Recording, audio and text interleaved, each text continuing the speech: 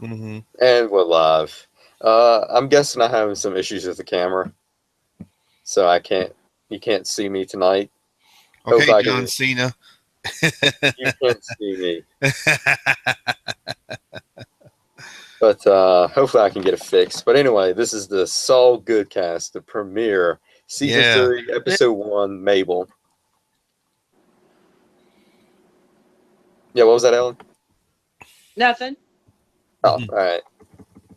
Anyway, I'm just you having trouble with your camera too? no. I just don't have it on yet. I have to set it on, Oh, so okay. I'm doing that, Okay. and then figure out which way it wants me to. Jesus, I'm sorry. Just talk because this might take forever. All right, so this is the season 3 premiere of Better Call Saul, and what a great premiere it was. I mean, it just picked up right off where it left off, season 2, episode 10, Click, and Yep. it was epic. I mean, they kept the tradition alive with the teaser, and we're back in Omaha with Gene. Yes. Gene, good old Gene. Yeah, that was pretty awesome. And they shot it in black and white, which that's also the traditional way that we see Gene. We Hmm. see him in black and white,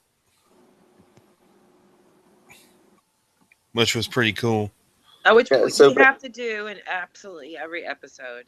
I mean, every first episode of the season.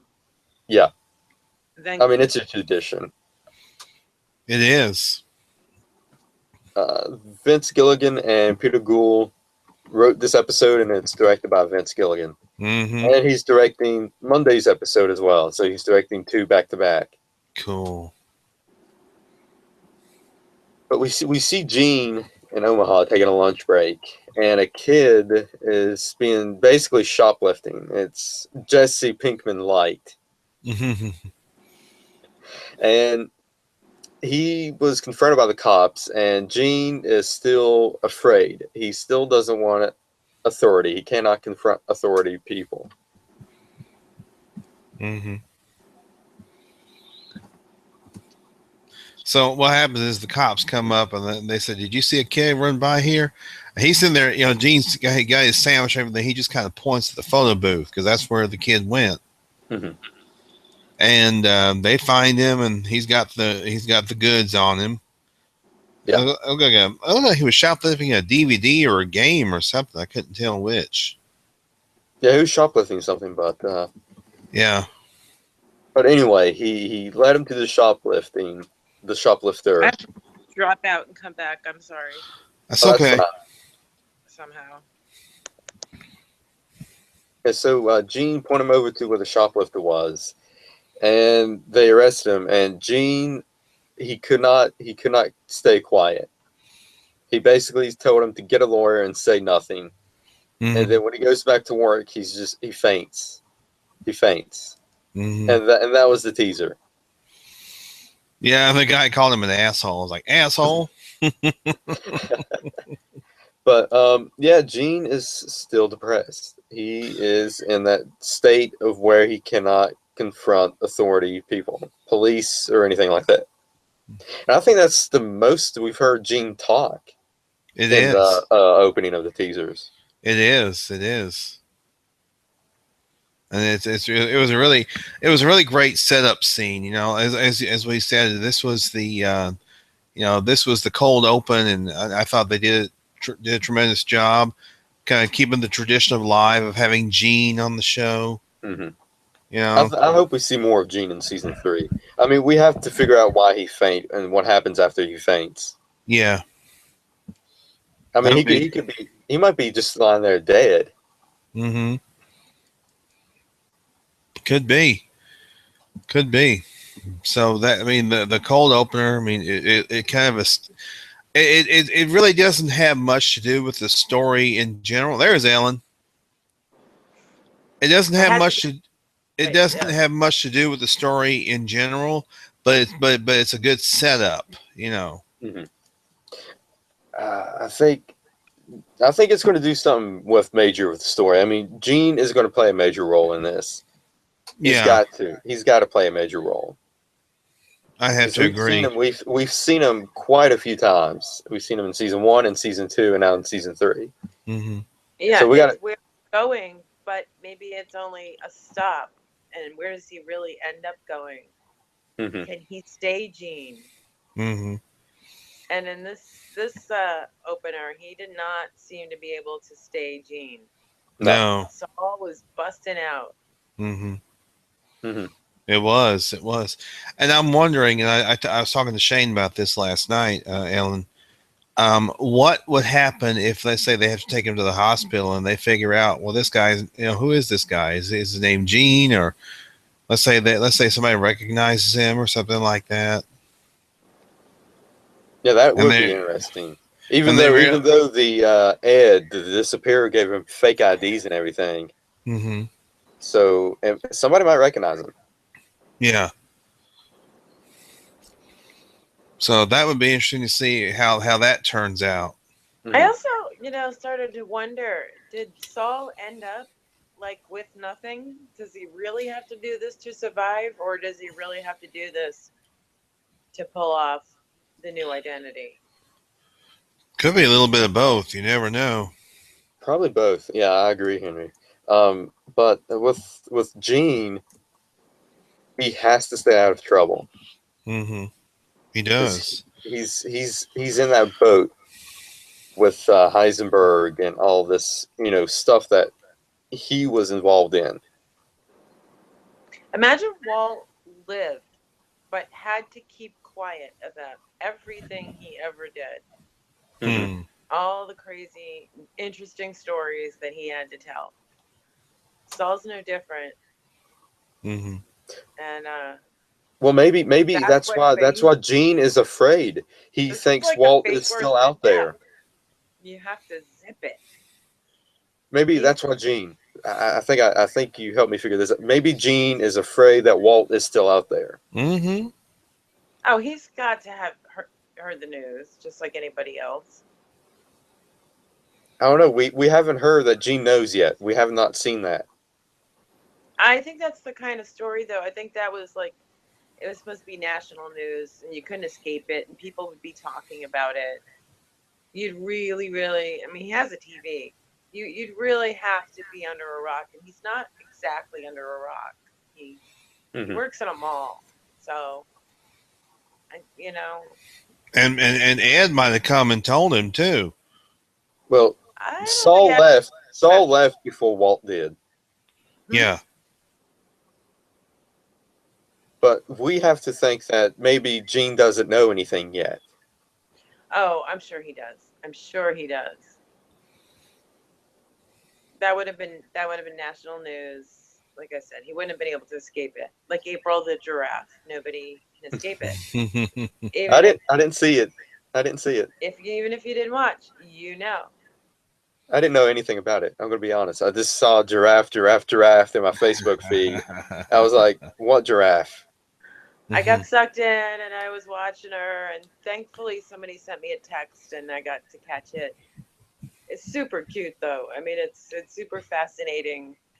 This baby falls 5 feet down, hits the floor, and within a half an hour is on his feet and learning how to walk, and and within a couple hours he's practicing galloping, and he's already spotted a door. I don't know that he's seen the other side of the door, but he knows that's outside and he wants to go.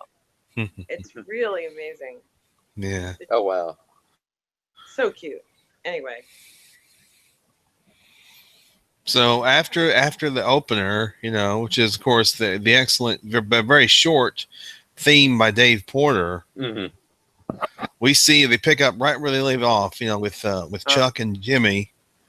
Yeah, and they showed a different angle too, which Yeah. is great. I love that. And Jimmy saying basically confessing to a felony, but it's your word against mine, or it's my word against yours, or whatever.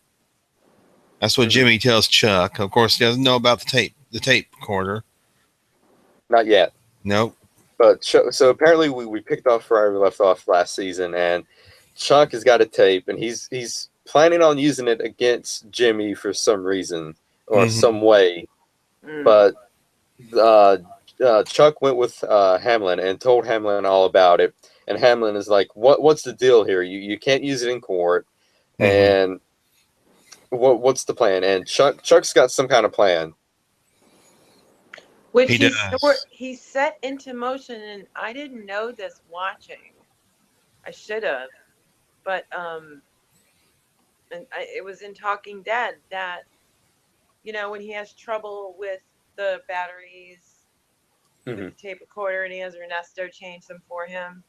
And oops, you heard like the one phrase you needed to hear to understand what this tape is about. Yeah. That was completely on purpose. And Chuck is pretending that, but almost threatening the guy that this, if you like breathing, almost saying that, if you like breathing, don't ever say anything about this. Mm-hmm. Yeah, Chuck knows that Ernesto is going to go to Jimmy for this. You didn't know that was part of Chuck's plan until talking Saul? No. Yeah, I kind of figured that out. Because when Chuck takes the little tongs and tosses them, that right there lets you know that it was all part of the plan. Yeah, and I saw it again, and I don't know, I just didn't read it that way, but that's just me being slow. So, but So he's had Hamlin listen to it. He's had Ernesto quote unquote accidentally listen to it. Mm-hmm. Yeah, but in the beginning of this episode, we saw a small bond between Chuck and Jimmy with the book of Adventures of Mabel, which is the title Mabel. Yeah. And my God, that was a great moment. And then Chuck just turns that moment around 360 degrees. Don't you ever think I'm not going to forget what's happening here today. You will pay. Yeah. I mean, Michael McKean is turning it up to 11 in this season. Yes, or that's right. James Caan. No, joke. I am enjoying Michael McKean as Chuck. Oh, he is excellent. He is amazing. He really is. I love the dynamic between Michael McKean and Bob Odenkirk. Just really tremendous. I mean, I was rewatching seasons 1 and 2 of Better Call Saul, and you can just see the jealousy that Chuck has for Jimmy because he is the most likable guy. He hit it off with his ex-wife Rebecca with the Laura jokes. Chuck is so jealous of Jimmy. It's not even funny. And I think I got a feeling that Chuck and Jimmy may not be actual brothers. They might be adoptive. I think they might be stepbrothers, or one of them might be adoptive. Yeah, because we really didn't get into much of we didn't really delve too much into their actual relationship, in the first 2 seasons. So that's a plausible explanation right there. Because with the whole scene with their mom dying, and she's calling for Jimmy instead of Chuck. Oh. Mm-hmm. Chuck might be the stepbrother. Yeah, that's true. Or just the nicer kid, the better kid. Because remember, Chuck sent Jimmy to go get sandwiches, and by the time Jimmy came back, his mother had passed away. Mm-hmm. And Chuck didn't even tell Jimmy about that. And I think I think we're going to see that again. I think that's going to be brought up again, just like with Walt and Jesse and Jane on Ozymandias, where Walt says, "I watched Jane die." I think the whole Chuck, his mom, and Jimmy is going to be brought up again, and he's going to say that Mom called for you, Jimmy, before she died. Oh, but he's not going to say it in a nasty way, Yeah, it has to be in a god awful way. Yeah, it does. It does. Because they did on Breaking Bad, with the Jane and Jesse thing. So yeah, it would make sense for it to happen with Chuck and Jimmy for sure. Well, remember Jimmy saying, you have a really good memory, Chuck. Yeah. And Yep. there's lots of things he scores that he's quietly like contemplating how to settle. Some that are really old. Doesn't matter how old they are to him. And I think you're right that will come up again. Mm-hmm. I think so. But and meanwhile, after the interaction with Chuck and Jimmy, we see Mike, and that picks up right where it left off, where he hears the horn honking on the station wagon. He goes back, finds the note, don't, and then he drives to a junkyard. I think that's the same exact junkyard where Walt and Tuco first met up. Maybe Think? it might have been. I think. So basically, yeah. Because I did listen to the Better Call Saul Insider podcast, and there is a neat fun fact in this episode, and we'll get to it. Ooh. Okay. I think it almost rings a bell. But the inside the Breaking Bad thing that they did about Mike, it was Jonathan Banks, Peter Gould, and Vince Gilligan. And they're keeping it like, oh, well, we don't know who wrote the note. And so this is what Mike is trying to work on. And, of course, Mike is not going to stop until he, does it. And, figures this all out. But, of course, I'm like, of course we know. You don't see that note without hearing Gustavo Fring's voice, Giancarlo Esposito's voice in your head. It's don't. Yep. Yeah, but we don't know who left the note, though. Yep. Right. I mean, it could be just about anybody. The guys doing the stuff with the gas caps and the notes are not the guy. Mm-hmm. He had a guy, but no. They're not the guy. Yeah. We know who the guy is. And, they're alluding to him being in next week, or at least the Los Pollos parking lot. I'm like, because now he's got a tracker. Mm-hmm. And it's going to end up at a Los Pollos location. Yeah. Mm-hmm. With Gus. Yeah. Yeah, and what we saw Mike at the junkyard. He's trying to take the car apart because he knows somebody had to have planted some kind of a tracking device on that car. Mm-hmm. They took the whole thing apart. It was in the freaking gas cap. Yep. Well, he unscrewed the gas cap at first, but he didn't notice. He didn't know that it's going to be inside the gas cap. He was pretty much dejected and trying to figure out how, what else he hadn't thought of. And then he's sitting inside the shop and he spots the gas caps on sale and thinks about it. Yep. They take that apart. Yeah. And that's where he finds it. Yeah. But this is a Mike we haven't seen before. What do you mean? As in scared and of who's following him and who's tracking him, and he never realized that there was a tracking device inside the gas cap of the car. So we never seen this Mike before. That's and true. He knew there was a device on the car. He knew, and he took that whole freaking thing apart and finally, But he was right. And then it's this ingenious way of, figuring out where to get another one. Yep. And how to reverse this. So he's not doing the track. So he's not being tracked anymore. He's doing the tracking. Yeah, he gets the tracker from the vet. The vet. It was the vet that he got it from. Oh wow. That's who that guy was that he was meeting with. Because remember, he asked him about the dog. He said, "How's the pup doing?" Yeah. That's right. I said, "Oh, that's the vet. That's the vet.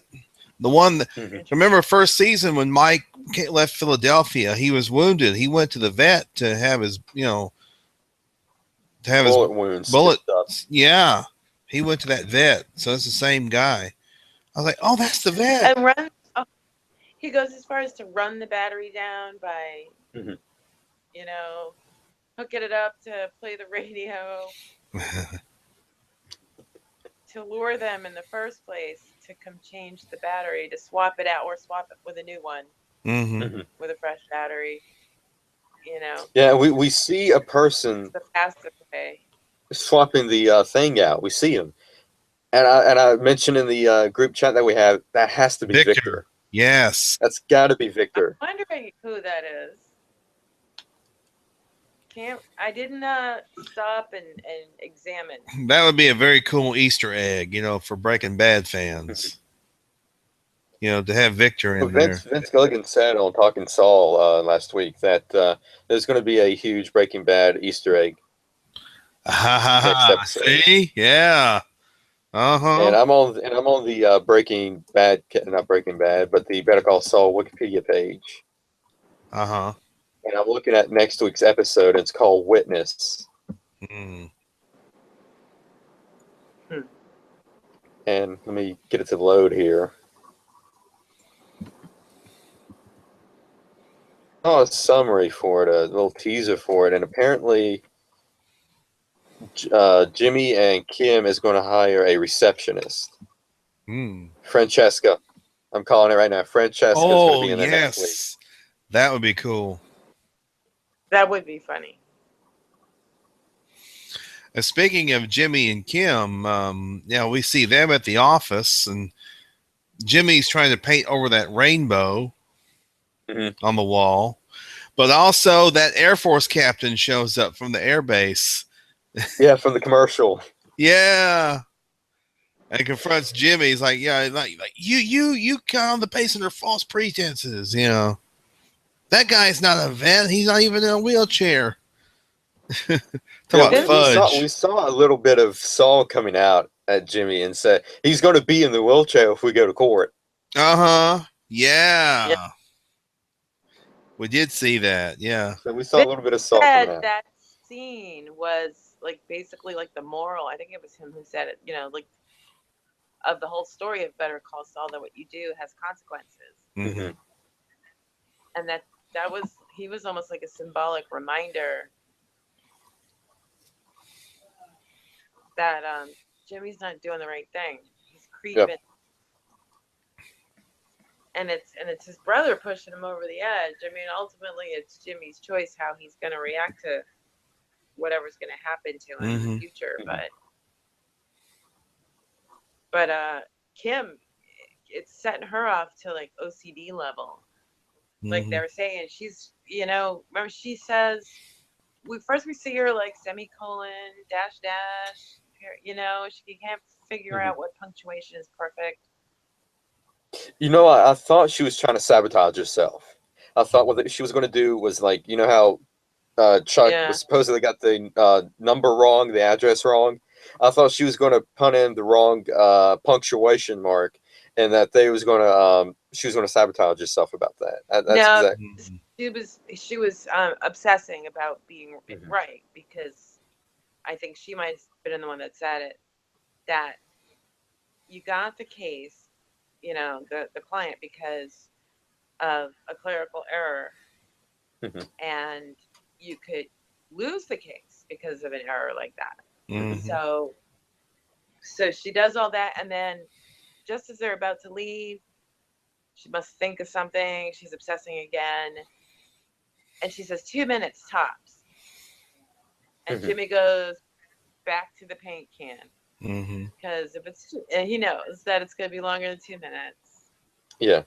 She's going to be the perfectionist. She won't let him do any of the wills. She is so by the book. And it's funny because she's almost like a Skylar in the sense that she must be thorough. Yeah. Thorough and above board. Yeah. But when we see Kim and Paige at the Mesa Verde bank, and we see the big gold cavalry statue right there, they actually built that.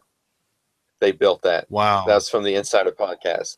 And the building that they shot the scene in was the exact same building they shot the scene in with Skylar and Ted Beneke doing the IRS information. Tax information. Oh, cool. Wow. Yep. Now that's a cool little Easter egg.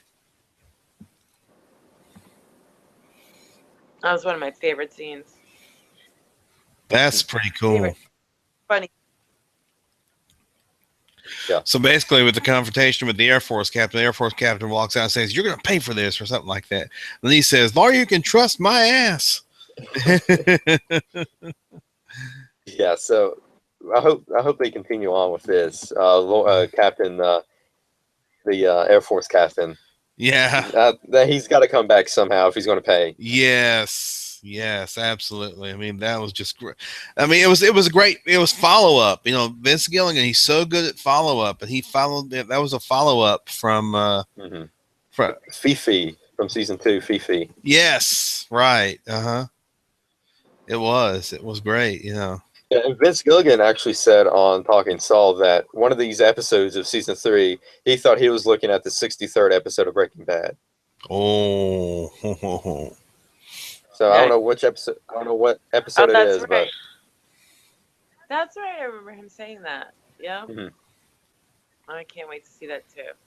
Yeah, I can't either. Is it a Jesse cameo? Are we gonna get some Aaron Paul action? Because there's been, like, I read hints. There's always hints, but his hints seem stronger. Mm-hmm. You know. Is it going to have absolutely nothing to do with the plot, or will it somehow set off the rest of Jimmy's day? I don't know if Jimmy would meet. I don't know if Jimmy's going to meet. No, I'm not saying them, because we know they don't till later. It would be interesting. It would be, you know, and then we, of course, we see Mike, and he's, you know, he knows somebody's going to come get that gas cap, so he just very casually sits up all night. He's munching on pistachios, you know. He just sitting there, all calm and everything, and waiting for somebody to come get the tracking device. Come get the tracking device. I thought they was going to use the same tracking device like they did in Breaking Bad, but it's a completely different tracking device.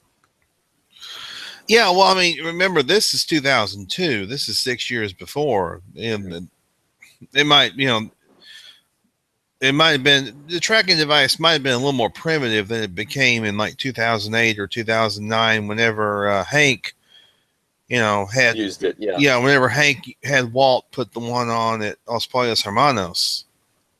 Plus, that type, you just reach, you know, under your wheel well and you find it.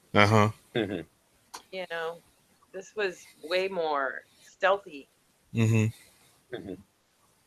I mean, who would think to put a, you know, who would think to look for a tracking device inside a gas cap? Mike would, yes, but the average citizen wouldn't. Yeah, but he didn't do it before he took the car apart. Right. Left it in pieces. Now I gotta comment on a scene real quick. When Mike takes the gas cap and unscrews it and puts it on top of the I don't know what you call it, the little ledge from where he was like at the toll road, the toll booth, you know. But that reminded me of the scene where he takes the keys and puts them on top of the ledge. Yep, setting up his go bag. And, Oh yeah. Yeah, that Walt will go to. I mean, Mike, he's just so good and so badass at what he does. He's just amazing. Yeah. You know, I mean, it's great to see. It's great to see that they have Mike in this prequel. You know, I'm glad they decided to have Mike in this, because, you know, I mean, a lot of screen time for Mike in this. Yes, not to say that Jimmy's not a great character, but Mike, I mean, to have him associated with Jimmy so early like that is just really great. Yeah, they didn't have to. They didn't have to elaborate on his story as much as they did. Right. They did that for a reason. Because it's you know, Mike is becoming a pivotal character. He's becoming part, I think, of what is going to help make Jimmy Saul. Yeah. Just their association. Yeah, because when we first see Mike call Jimmy, he asks, "Are you still morally flexible?" Yeah, and then I think we're going to see him call Jimmy again to Monday night, because he's out in the middle of the a car lot and he calls somebody, so it's got to be Jimmy. Hmm. I think so. Like you feel like going to get breakfast, and we know where they're going. Yeah. But Alan, you Oh, mentioned this. You mentioned this in a little chat. Lily of the Valley. Mm-hmm. oh yeah, that's right. Because that client who The old the old very woman lists off the specific about her flowers. will, Yep. or was it her? And then she's talking to, I don't know who she's talking to. Mm-hmm. But she's going on and on and on about her flowers, Hmm. Wasn't she talking to Jimmy? Was she talking to and Jimmy? Was it? I think she might have been talking to Jimmy. Yeah. And I just remember, when I watch this, I'm always so tired. Lilies of the Valley, she said, and I was like, oh my god! I mean, that made a check mark in my head. Oh yeah, that's another callback. That's definitely another callback for Yeah, sure. major callback. Yep.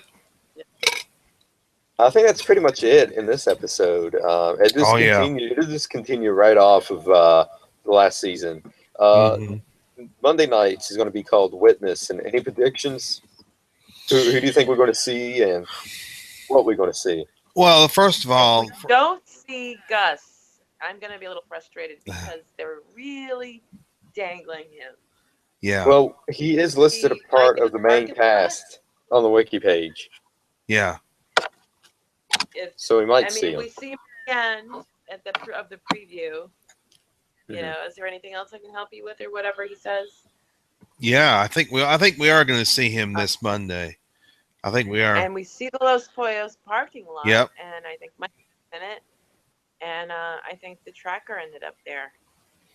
I think so. I believe we are going to see Gus, and we may see Victor or whoever it was that took the tracking device. Mhm. And then Mike If we and don't see Gus, I think we're going to see a few of Gus's guys. Uh huh. Gus and Mike will end up having a meeting about Mhm. why he can't kill Victor Salamanca. Mhm. Not Victor, Hector. Hector Hector. Salamanca, and they're gonna start their business relationship at some point. Oh, this Mhm. is Do going you to be think great. do you think we're going to see what happens to Hector with his stroke this season? Oh, good God, I question. hope so. I hope so. Good question. I hope that'd be awesome to see. How that happened. How that happened to Hector. Hmm. I hope it's because he got the shit kicked out of him. Well, we saw last season that he takes these I guess heart medications because when he Uh-huh. was finding out Yeah. about the $500,000 missing, he had to take a pill. So maybe Nitro, yeah. maybe they might mess with his medication and he ends Mm. up having a stroke or something like that. Oh, that was a Fargo thing. Somebody was on Nitro, and the villain switched it out with like, and I could only guess was speed. I'm pretty sure he was giving him like Adderall instead of Man. Nitro for chest pain, and said Hmm. you take it when you get your chest pain. Yeah. Hmm. And one thing I wanted to mention, and Shane and I talked about this also. We need to have a slow burn when it comes to bringing Gus in. You're not going to bring him in the first Yeah, episode of the season. You yeah. want to, That's what I keep on seeing about in these reviews is that oh, it's too slow. It's too slow. I'm like, that's the whole point. It is great when it's slow like that yep, because you get more of the story, more of the exposition. yep. That's what It's they, not. Yeah. It's not Breaking Bad. You yeah, don't know where you're Hmm. in Breaking Bad, uh huh. but in this you do. Hmm. Yeah. And so that's the journey. I mean, we've And already it's gotten, okay. we've already gotten some pretty good clues from Breaking Bad about, what to expect in Better Call Saul. But Better Call Saul is Hmm. taking it, Better Call Saul is following the basic story of Breaking Bad, but it's also adding in its own little twists here and there. Hmm. And Absolutely. Well, it's all centered. Yeah. I mean, this is Better Call Saul is more character driven, a little bit more Hmm. character driven. Hmm. That's not to say that Breaking Bad wasn't. It's a prequel to Breaking Bad, and Yeah, I gotta say they're doing this prequel right instead of Fear the Walking Dead. yeah, I agree. This one, This is not just a cash grab off Breaking Bad. This is a quality show that they're doing. Yeah. Oh yeah, in its own right. It's yeah, thought out to be its own thing with its own style. Mm-hmm. Yeah, I mean, when they first mentioned about Better Call Saul, it was supposed to be 30 minutes long, a comedy, and Saul was supposed to have a different case each week. And I'm so glad they didn't went with that. I That know. plot. I'm so glad they didn't went with that. I don't think Vince Gilligan would have wanted to do something like that. He wants to have something that's quality, that's good. I mean, Jonathan Banks has been nominated for the Emmy, Yeah. for Better Call Saul. Because that's how good he is. Are we going to see more of Mike's relationship with his granddaughter? I hope we do. I would love to see that. See his relationship with Kaylee. Yeah. Yeah, Kaylee, and I think his daughter-in-law is Stacy. Yeah. They have to toss that in every once in a while to remind us why he's so cuddly. Yeah. Yeah. But yeah, this first episode, absolutely great way to start the season. I really enjoyed this one. It was a good one. If we see Gus Monday night, what is his role going to be? Oh gosh, he'll probably kind of he probably realizes what Mike is. Is he talking to Mike when he says that? That's a good question. Mm-hmm. I mean, you think it has to be Mike. Well, we're going to find out Monday night for sure. Mm-hmm. Yeah, absolutely. I mean, could Gus be testing Mike? I mean, there's a possibility he can be. He's like, do I really want to do business with this guy? Let's see, and somebody had to have told Gus about Mike. Yeah, somebody. He didn't kill Mike. He just told him to stop. Somebody had to have told Gus, and it might have been Nacho. I don't know. No, I don't think it'll be Nacho. Ellen froze up on us. Somebody knows about Mike. Somebody knew about Mike, and they told Gus about Mike. Yeah, because we got to figure out who planted that tracking device. Mm-hmm. Mm-hmm. Because we know one of Gus's guys. Well, we know Gus's famous saying, "I like to think I see things in people."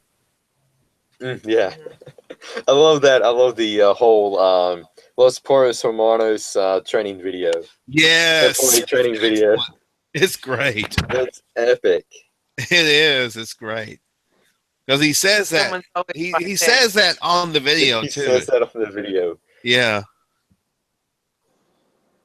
And that is just that training video is awesome. I hope we see more of those. Yeah, I hope so too. Yeah, this was an excellent episode, though, guys. The season premiere of Better Call Saul, amazing. It was great. Yeah. It's gonna now. I'm wondering if there's going to be something happen with Chuck and Jimmy on Monday night, also. What continuously and with the tape. Perpetually. What's going to happen with the tape? So, what's Chuck going to do with the tape? Yeah, what is Chuck going to do with the tape? Any ideas? Any ideas what Chuck's going to do with the tape? Because I can't think of anything. Well, we know it's not admissible in court. That's what Hamlin told him. So he's going to use it some other way. Some other way to ruin Jimmy. And his reputation. Hey, Chuck's a lawyer. Chuck's a lawyer, so he's going to know. He's an attorney. He's going to know. He's going to figure it out. I'm pretty sure because Chuck's a smart guy. Is he going to use this for Kimmy? For Kim? Oh, I don't know. Because when Chuck told Kim the whole ordeal about Mesa Verde and what he thought was, Kim responded and said, "Do you have any proof of this?" And he didn't have proof. Now he has the tape. So is he going to use that? Is he going to use that as the proof for Kim? And is Chuck going to ruin the relationship between Jimmy and Kim? Oh, that's a good question. And it's entirely possible that he could do that. Yeah. Because I like her character. And she's around right now only because of Jimmy. I don't think she'd be floating about anybody else unless she went back. I didn't see Talking Saw, but wasn't she on there too? Wasn't Reese Seahorn? Yeah. I think she was. Her and Jonathan Banks. Yeah. Mike. Yeah.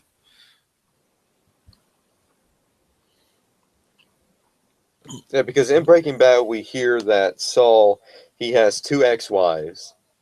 Mm-hmm. And one of them slept with his dad or stepdad.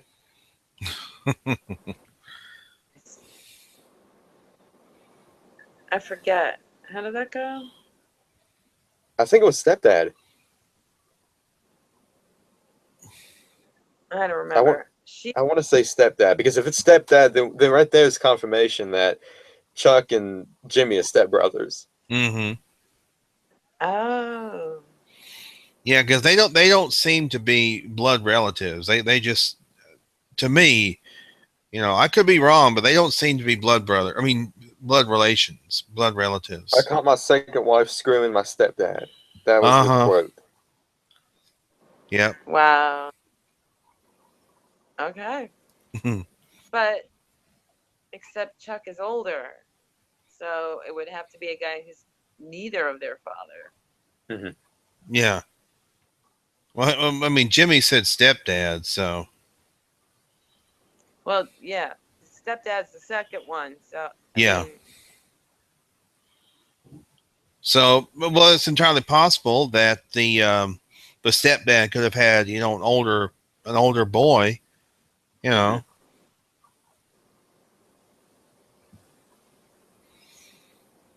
And maybe we'll find out more. Maybe we'll find out more about that this season. Who knows? Yeah, I'm on Reddit, the Reddit subreddit of Better Call Saul, and there was a joke saying, "Is the 10th episode is going to be IFYST? I fucked your stepdad."